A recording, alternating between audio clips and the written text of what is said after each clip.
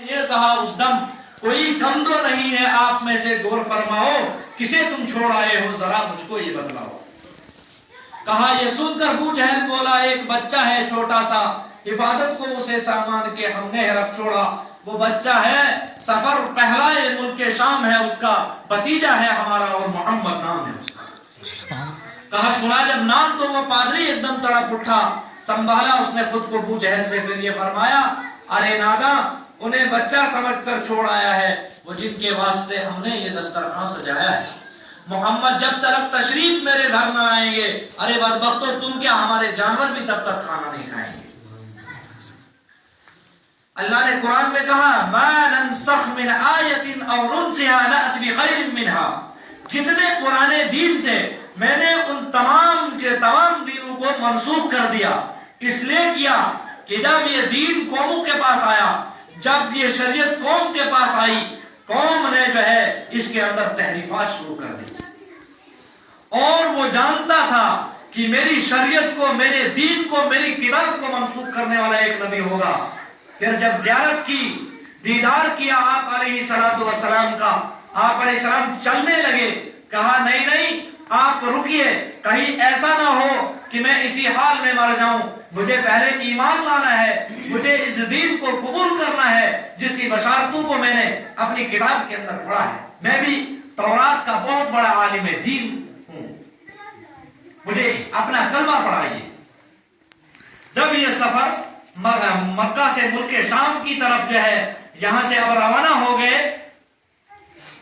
راستے کے اندر آپ علیہ السلام کو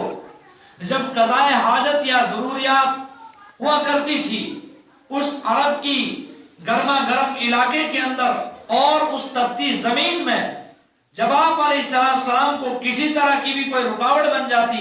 تو آپ علیہ السلام صرف اشارہ فرماتے، اشارے سے تمام کی تمام چیزیں حاضر ہو جاتی۔ ابھی نبوت نہیں ملی ہے، ابھی تو بچپن کا زمانہ ہے، لیکن نبوت کے انوارات اور برکات پہلے سے چلتے آ رہے ہیں، معجزات پہلے سے چلتے آ رہے ہیں۔ ان معجزات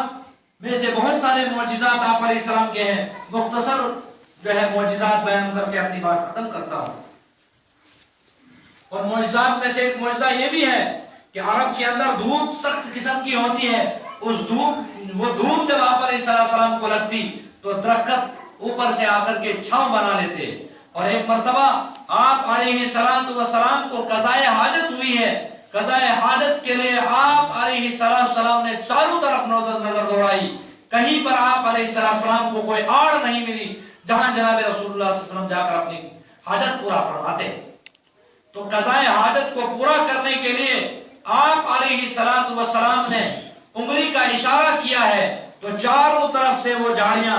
جھک کر آئی اور انہوں نے ایک آڑ بنا لی جہاں جناب محمد رسول اللہ صلی اللہ علیہ وسلم نے اپنی قضائے حاجت کو پورا کیا۔ میرے بھائیو بزرگوں دوستو، درخت، جانور، درخت، درندے، پرندے، چرندے، یہ تمام کے تمام آپ علیہ السلام کے ان معجزات سے پہلے سے واقف تھے۔ اب جب یہ مال لے کر ملک شام پہنچے، اس مال کے اندر چوگنا نفع ہوا اور مال بھی بہت جلدی بکا، واپس آئے، پورے مکہ اور مدینہ کے اندر آپ علیہ السلام کا چرچا ہو گیا، امین ہے، صادق ہے، اور جو ہے اس طرح کی بڑی تعریفیں ہوئی، جس پر خدیجۃ الکبریٰ رضی اللہ تعالی عنہا جو کہ 2 مرتبہ بیوہ ہو چکی تھی، انہوں نے جب آپ علیہ السلام کی تعریف اپنے غلام میسرہ کی زبان سے سنی تو وہ ان پر عاشق ہو گئی، اور عاشق ہونے کے بعد انہوں نے ابو طالب کو خط لکھا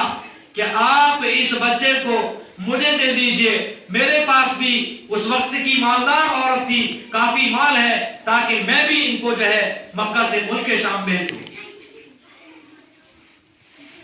خواجہ ابو طالب نے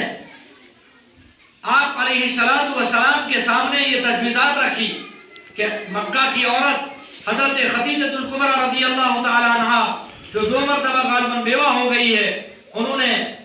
سامان تجارت کے لیے اور سفر کے لیے اور ان کے مال کو فروخت کرنے کے لیے آپ کو طلب کیا ہے، آپ کی کیا رائے ہے؟ آپ علیہ السلام نے اس بات کو منظور کر لیا. اب منظور کرنے کے بعد جب آپ علیہ السلام نے ان کا مال لے کر کے اسی طرح مکے سے ملک شام گئے ہیں, یہ راستے کے سارے منظر میسرہ نے دیکھے ہیں. کبھی جو ہے درخت آ کر چھاؤں بناتا ہے, کبھی کوئی آڑ بنا رہا ہے. یہ ساری چیزیں دیکھنے کے بعد سیدنا خدیجہ الکبریٰ رضی اللہ تعالی عنہا نے کہا کہ ابو طالب, میرا دل کرتا ہے کہ اس امین سے, اس صادق سے اور اس دیانتدار انسان سے نکاح کر لیا جائے.